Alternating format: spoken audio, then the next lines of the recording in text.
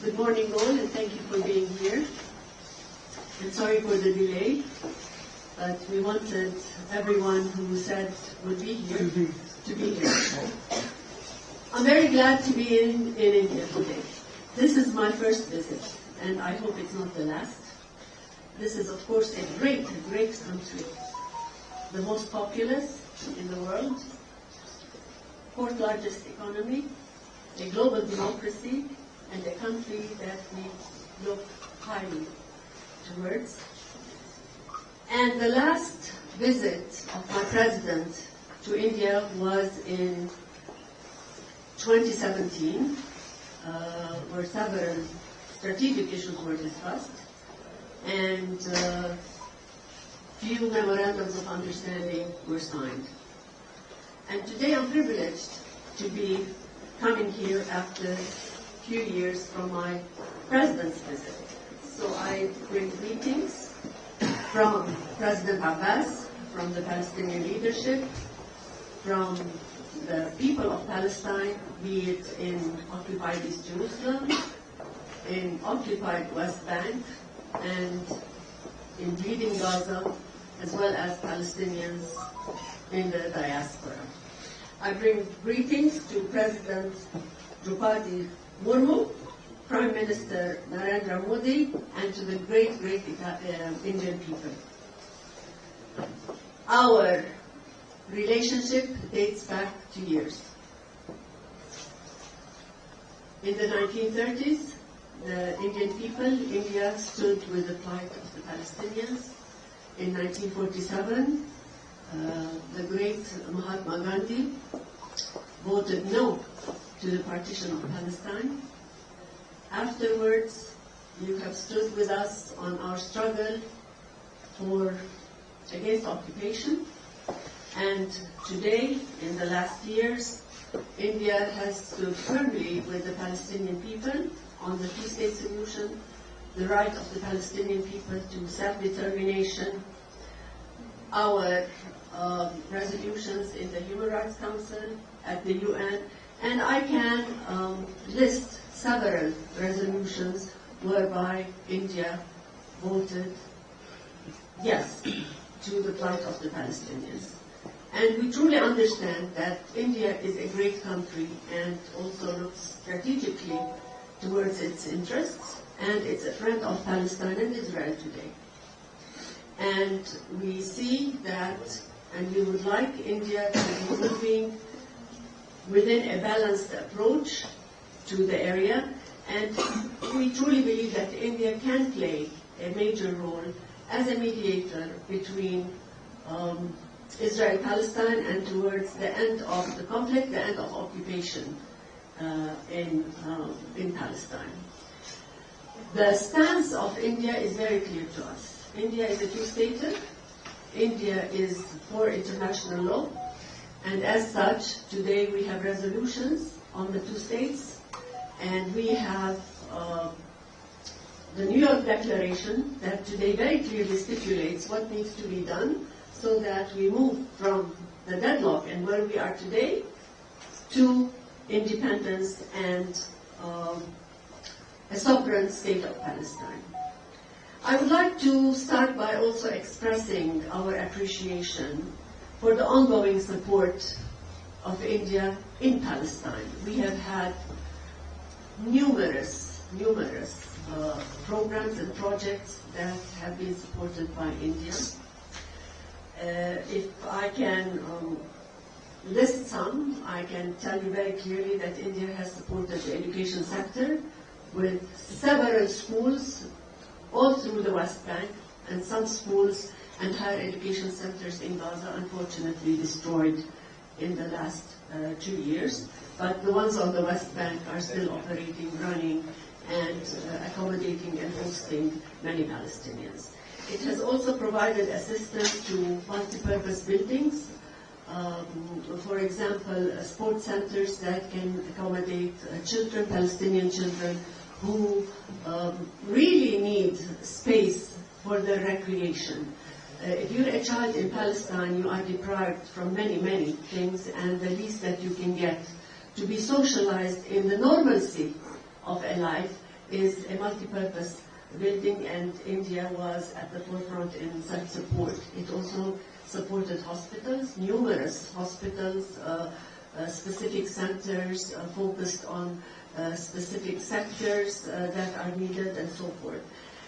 At the Ministry of Foreign Affairs, it has very generously supported our diplomatic institute, the building of the infrastructure of the diplomatic institute. We are in the final stages, and it is India that has given that generous support so that we can start training our diplomats and exchanging, hopefully in the very near future, such training and exchanges with diplomats abroad. The Palestinian struggle and the Palestinian problem did not start 2 years ago, nor 10 years ago, nor in 1967. It started over 100 years ago. And it started with the Balfour Declaration, when supposedly a land without a people was promised to a people without a land. And that land without a people was my forefathers' land. We are an attestation of the people who were in that land.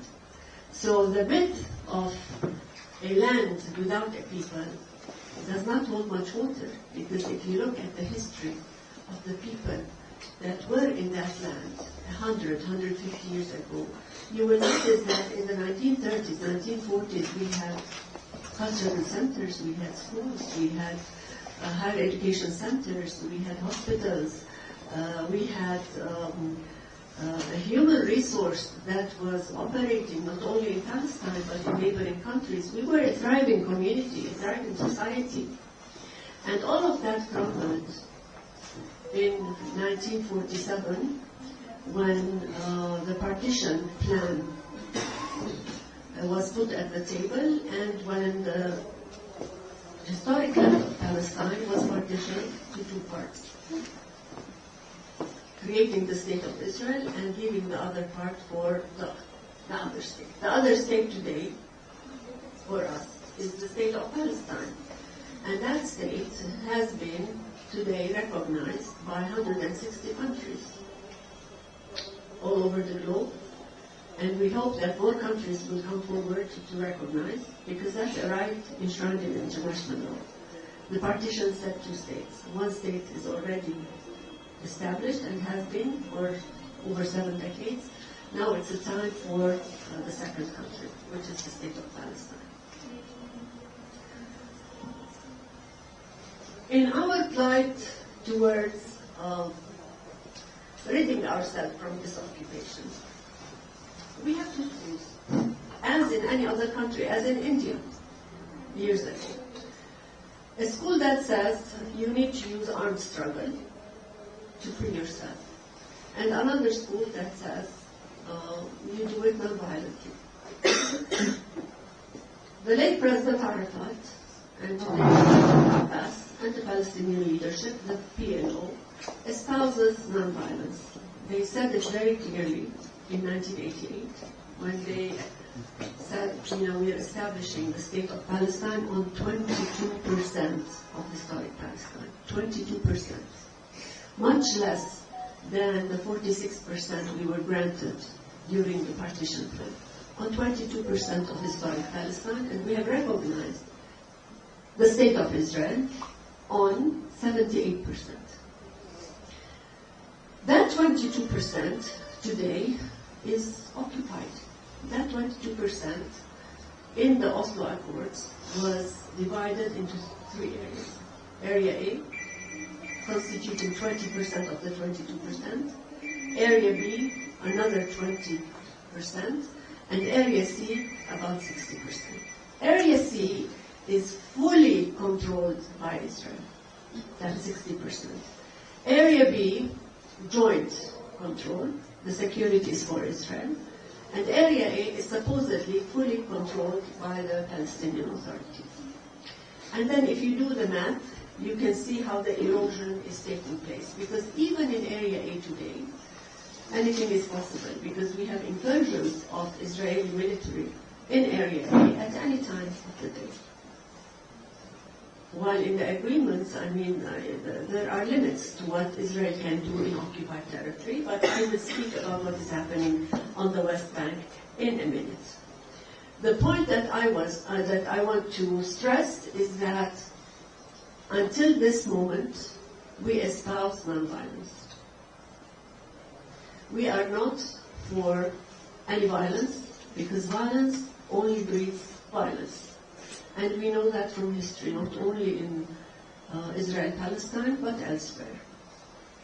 And we have said so for the past 35 years. But what we have witnessed since we have said so, and we have signed the Oslo Accords, is more annexation of Palestinian land, is more encroachment on our human rights, is more killing of the Palestinians. And we have seen that all of this suffering and encroachment and violations of our rights culminated in what we have witnessed and the world had witnessed in the Gaza Strip for over 2 years. What we have witnessed was live on TV, and the whole world has seen it. No one can say we have not seen it. It's not like anything that happened in the past. Everybody has seen the killing, the destruction, the injuries, the wiping of communities, whole areas were obliterated, the attack on identity, the attack on schools, cultural centers, hospitals, everything that is needed for people to be able to live was destroyed. 82% of Gaza has been destroyed infrastructure-wise. We have around 72,000 killed, 172,000 injured, and this is the direct killing and injuries.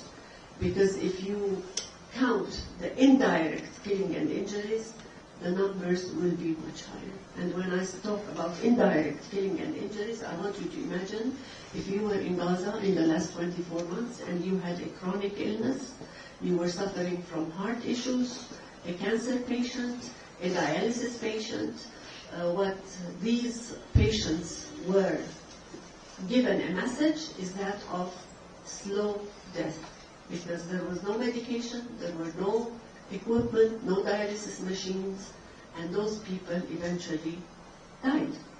And this is the indirect killing, let alone people that are still under the rubble. And there's probably 10,000, 20,000 people that are missing. Some of them would be under the rubble, some would be in detention camps and so forth. But regardless, that number is very high. It would be 400,000 probably, if not more. And it's something to think about, 400,000 from a population of 2.3 million. That's a lot. And you can do the math. If, for example, God forbid, something like that happened in India, it would be in the millions. And that's not acceptable. And we've seen it happening in front of the world, in the presence of international law, and where international law has been violated. Because international law is clear about the responsibilities of an occupier, how to deal with the occupied, what needs to be done in times of warfare, and what should happen to a state that commits wrongdoing to a scale that was committed by the state of Israel in Gaza. And we need people to speak about it, because speaking about the wrongdoing is not a taboo, because any state that commits similar crimes against others would be told so, and they would not be called anti-Semitic, right? I mean, wrongdoing is wrongdoing. So we want people to stand up tall, and we want the states to stand up tall, to say what should be said. And if we want international law to prevail, then we want that law, which many countries have worked very hard for, to be non-selective. That international law cannot apply in one part of the world, but when it comes to other parts, other people, then it becomes irrelevant. And if it becomes irrelevant, the question that needs to be asked today is, would international law continue to be relevant? If one state can pass and be granted impunity, why wouldn't other states do the same? So international law needs to be applied similarly wherever we are, with whoever, regardless of our religion, color, politics, etc., etc.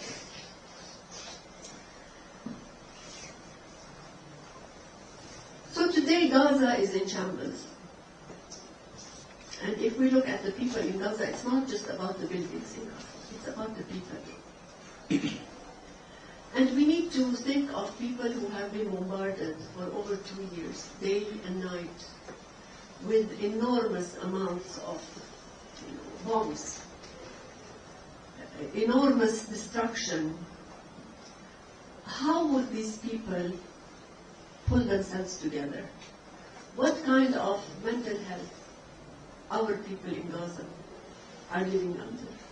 What needs to be done, not only infrastructure-wise, but in building the spirit of people who have been under such enormous atrocities? On the West Bank, the situation is very volatile. And when we talk about Palestine, and you as journalists, please remember that Palestine is one block, one entity, one geographical entity, one demographic entity, one people. Yes, we have division, internal division, but Palestine is Palestine. The state of Palestine is the West Bank, the Gaza Strip, and occupied East Jerusalem. And what happens in one part influences what is happening in the other part. Today on the West Bank, settler violence is spiking. On the West Bank, I'm sure you know, settlers, illegal Israeli settlers who have been incentivized to live on illegally constructed settlements on occupied land against international law, terrorize our lives day and night. And these settlers are not like you and I, they're armed people, and we're not armed on the West Bank. And they can come in, and if you check the news in the last years, and more so in the last 3 years, you will see that their attacks have been 3, 4, 5 folds, 10 folds. Because they are emboldened by the system. They are emboldened by a government that has settlers themselves as part of the government. And they have government members who are directly responsible to arming those settlers.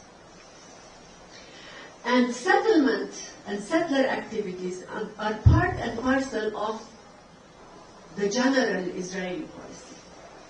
And that policy is very clear. Expand as much as you want, annex more land, and do whatever it takes to have people leave that land. And if you look at every single measure taken on the West Bank, in East Jerusalem, or in Gaza, it feeds into that specific policy. And that policy has been the same. It has not changed. That policy has been the same since before 1947. And we see it implemented in several forms. We had this genocidal, atrocious war on Gaza in the last 2 years, but on the West Bank, we have this silent push of the Palestinian people. The attacks on the Palestinian refugee camps is part of it. Annexation of land is part of it. attacks on our prisoners, part of it. The piracy of our tax money is part of it. So everything that is done is very well orchestrated. And today I can claim very honestly that an occupier state is, in one way or another, legalizing criminality. And when I say legalizing criminality, I need to explain, because you wouldn't take it at face value.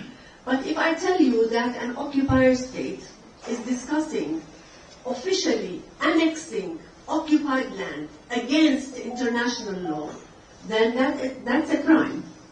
And that crime is being officialized. When I tell you that today the Israelis are calling for making it official the death penalty of Palestinian prisoners. Palestinians in Israeli detention camps, the great majority are prisoners of conscience. They're not criminals, I mean prisoners of conscience. And international law says you can struggle against your occupier. And as I said, some people opt non-violently, some people opt violently. And those prisoners of conscience will be subjected to a death penalty. And the world watches. Today there are laws in Israel that discriminate against anybody who is non-Jewish. I'm a Christian myself, and those laws apply to me. Palestinian Muslims, those laws apply to them. And the world talks about democracy. You are the largest democracy in the world, and you know what democracy is all about. When you see an occupier state instituting discriminatory laws on occupied people, then you need to wonder, where is that taking that specific state?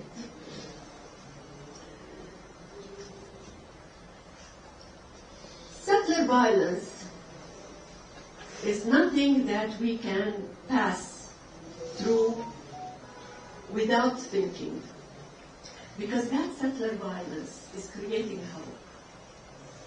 And if you look at the news, every day we have attacks. We have settlers storming towns, villages, refugee camps, beating people, beating children going to school, setting fire in trees. We have about 200 to 300 trees either set on fire or chopped or attacked in one way or another every day. Every day. In Area C, which is the breadbasket of the Palestinian people, Area C is a vast land. It's 60% of occupied Palestine, full control by Israel. And the number of illegal settlers in that area of land would be probably about 10,000, maximum 15,000 settlers. That's not a large number compared to the 200,000, 700,000 settlers already in occupied Palestine. Those settlers, most of them, were ex-generals who have retired and now enjoying, exploiting our resources in occupied land. Exploitation of our water resources, exploitation of our minerals, exploitation of the Red Sea, you name it. And as I said, that's our breadbasket. If we were given control of that area, and if we were given control of our destiny and our life, we will be coming less to the doors of many countries asking for assistance, because we will be able to take care of ourselves. We have a rich land. We have a land that is rich with resources. We have tourism. We have Jerusalem. We have Bethlehem. I mean, how many countries have Jerusalem and Bethlehem? It's Palestine. And we can exploit that specific component to generate what Palestine needs. So it's in the best interest of colleagues, and said, because they weren't happy about it, they wanted the whole bit. He said, this is the map of the UN. This is their decision. but we have another map. And this is exactly what is happening today. Because yes, they do have another map, and we are seeing it materializing slowly. So where do we go from here? I can go on and on about the reality of and the difficulties. But I want to say one thing. I don't want to dwell on the suffering. We all, most of us, were born under occupation, raised under occupation. I was born before the occupation of 1967, and all of our lives lived under occupation. And no matter what it takes, you know it, the world knows it, that occupied people will struggle against occupation.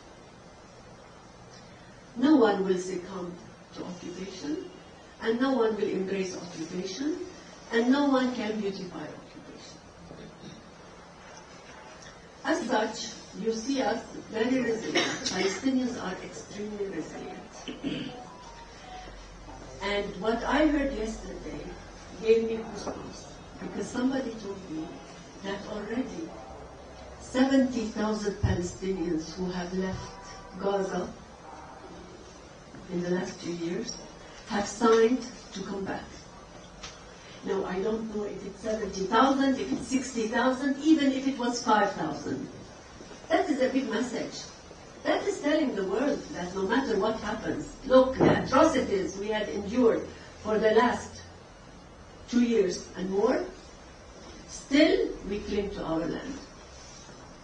And if you look at the photos that came out of the first ceasefire, when people, there was a tsunami of people walking with nothing, brooms, mattresses, whatever they had left from their home. And you look at these pictures and you wonder, will these people ever leave? No, they will not leave. Because we have a right. And that right can never be erased. Okay, power might erase that right today. But things change. And we believe in our rights, and we continue to look upon international law, albeit that international law is under attack today.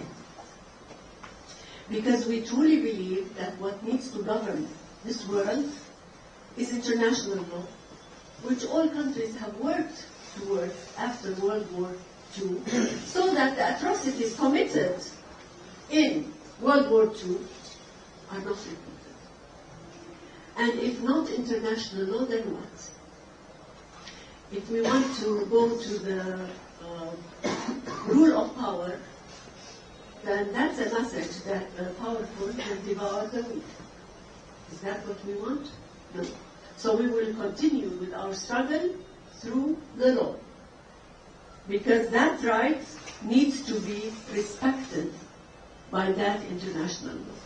And we will continue our struggle as per our right to self-determination, as per international law, as per the New York Declaration. Today the New York Declaration said it very clearly.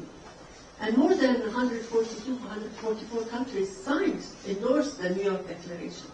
It says it in 42 points. What needs to be done? Even countries that have not recognized Palestine signed the New York Declaration. And we need to put everyone to account and say, you have signed, there are commitments. This is not just a piece of paper. And we would like to look with gratitude to everybody that signed. And we look forward for the rest of the world to come forward and say, yes, this is the way that we go forward. Now, I'm sure you have in mind what is happening now on the ground. You know that the Board of Peace was announced.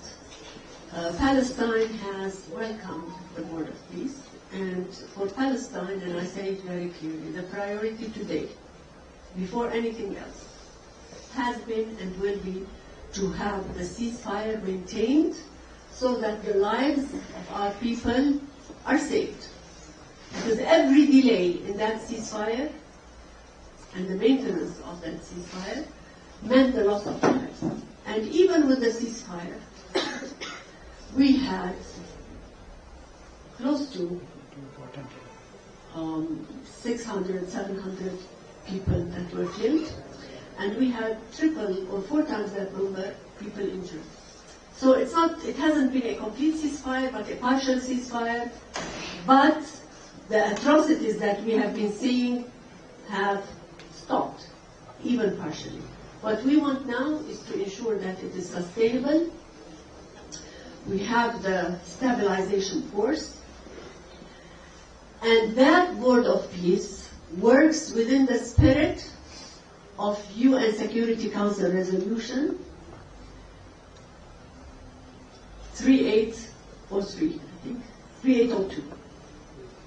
Because in 3802, it specifically alluded to the Board of Peace, the mandate of the Board of Peace, as specific to Gaza.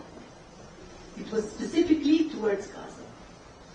We know that in Davos, the Board of Peace was presented, and there are questions about it by several countries, and there are legitimate questions, and discussions are still ongoing. We have the Palestinian Administrative Committee operational now. We are awaiting its entry into Gaza. It hasn't entered yet, but we hope it enters as soon as possible and it starts its work. First thing first, we need to start with immediate relief efforts, meaning people need to eat, need to drink clean water, need to have basic services, healthcare services, educational services. We need children in schools. We need the over 1 million children who are on the streets to be in schools. They cannot continue being on the streets, observing the destruction around them and thinking of what happened in the last 2 years and why it happened and why the world did not come to their rescue earlier. We want the humanitarian assistance to start entering unimpededly. Until today, that humanitarian assistance is not entering in the amounts that were approved or decided or espoused. It is more than what it was before, but still it's not close to what is needed. So the needs in Gaza are enormous. The money for the rebuild of Gaza is in billions. And if you have read the report, some put it at 50 billion, 69 billion, 72 billion, even up to 110 billion. Regardless, those billions need to come from somewhere. And in that regard, we look forward to India's participation actively. We know it will. We would like it to continue participating in the reconstruction efforts. And it has done a lot under easier times. What is needed now is more under more difficult times. We would like it to continue with its humanitarian assistance, not only in Gaza and the West Bank, but also toward UNRWA. And it has upped its contribution to UNRWA. And UNRWA, for us, is a lifeline to the Palestinian refugees. And UNRWA's operations need to continue. Because UNRWA was created for a purpose. The purpose was to cater to the needs of the Palestinian refugees. And it is mandated by the UN. And that need is not erased. If there was a need, this much need, before 2023, now the need is 50 times more. If we had 60% of the population of the Gaza Strip refugees before 2023, I can assure you today everyone is a refugee in Gaza. Displaced in Gaza. Have lost everything in Gaza. So the expectations from India are enormous, and we hope that India will come and put whatever it takes as it has done in the past. I will stop here, and I will take a few questions. Please.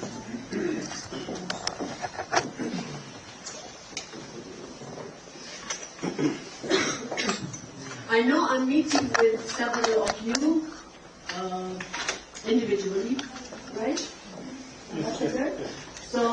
have enough time for whatever questions you have in mind, but I'll take a few now. Please. This is Yeshi Seri from Business India. I have two short questions. You said that 82% of the infrastructure in Gaza is non-existent. How many people are living in Gaza, and are they all living in refugee camps? And secondly, April is when elections are slated to happen. Is Hamas going to be barred, as President Abbas said? People are not even living in refugee camps. Refugee camps were erased. Everything is in shambles. They are all living in tents. Today there's about 2 million people still in Gaza. 2 million people, mostly living in camps and in partially destroyed buildings that might fall at any time. So everybody in Gaza is in need. On Hamas, Hamas is, as people, are part and parcel of the Palestinian people.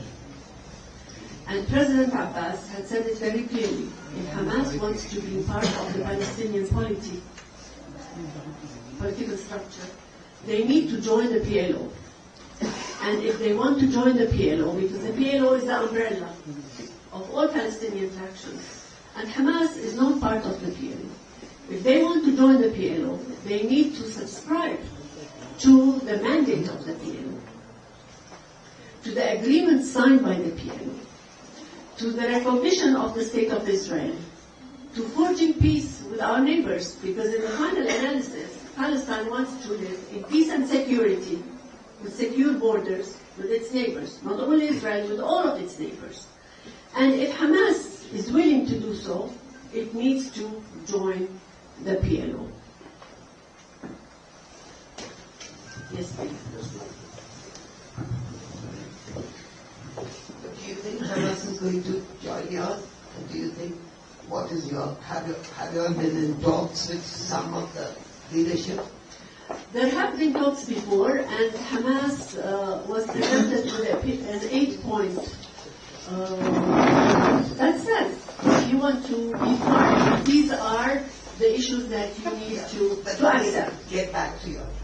Yes, they did not, and we hope that for the sake of the unity of Palestine, for the sake of the oneness of Palestine, for the sake of the future of our national project, that we have the oneness of Palestine, so that we are not separated. Another thing. Let me have that gentleman. Yes, thank you. Hi, Rishikesh from PTI. So, as you have mentioned that Hamas is a part and parcel of Palestine.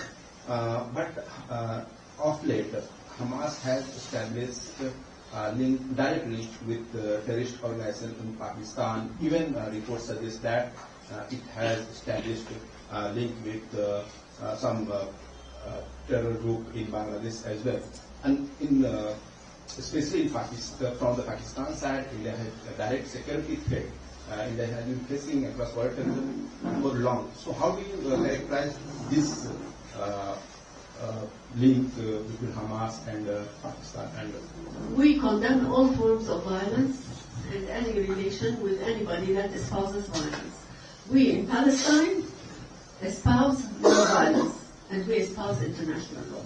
Period.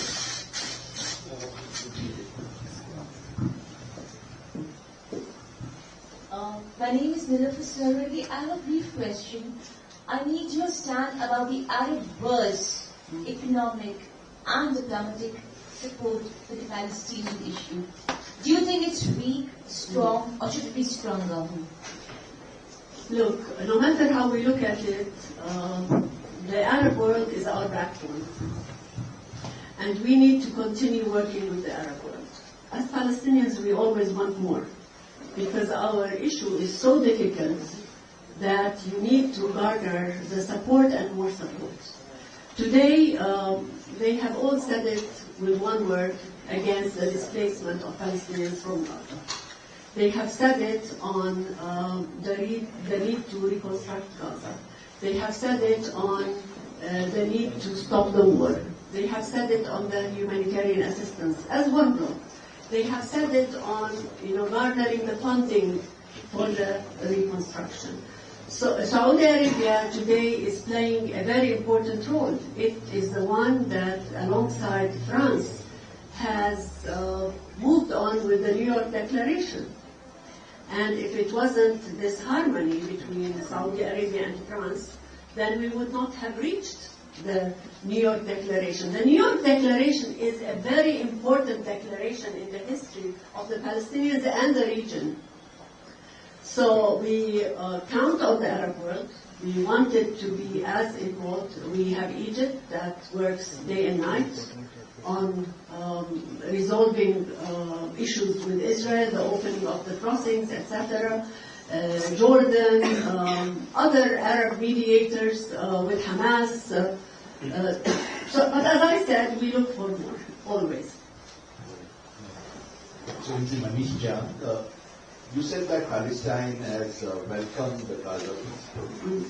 I mean, India is so far non-committed, and in fact, many important countries, including permanent members of the Security Council, like the European economy, have not joined the Board of Peace, and they're skeptical about it. I want to know about what gives you reasons for being optimistic about this board idea. And you said that you batted for a bigger role for India in ending the Israel-Palestine conflict. You just flesh it out a bit. We welcome. 1 minute, just to add to that, who did you meet in India this time? Bishop Fishers, anyone? I'll start with your question. I haven't met anybody. This is the first meeting. I just arrived early this morning at 2 a.m.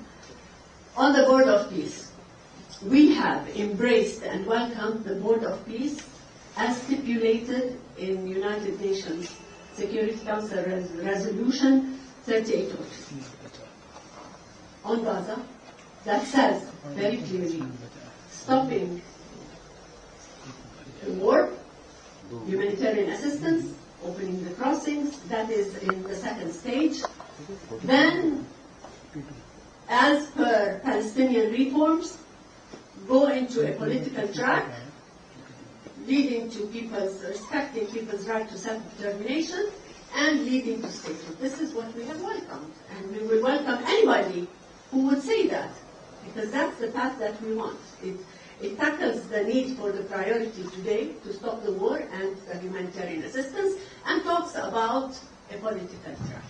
Now, what the Board of Peace has sent globally is a bit different, and it's up to the world and world countries to discuss and see if that suits.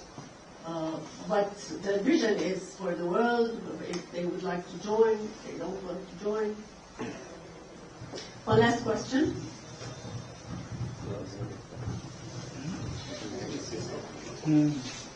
Tawfiq Hussain from the leadership in Japan News. I just want to know that how is the Palestinian Authority ensuring that the Board of Peace serves as a bridge to sovereignty rather than a permanent foreign mandate? And also, additionally, is there any direct communication between Palestinian Authority and the United States like establishment? Well, there is communication with the United States, specifically with our Vice President.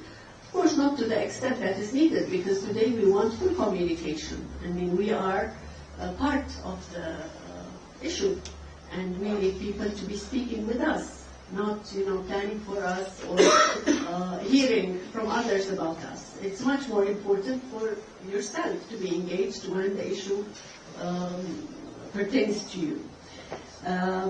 So discussions with the U.S. are ongoing, but not to the extent needed.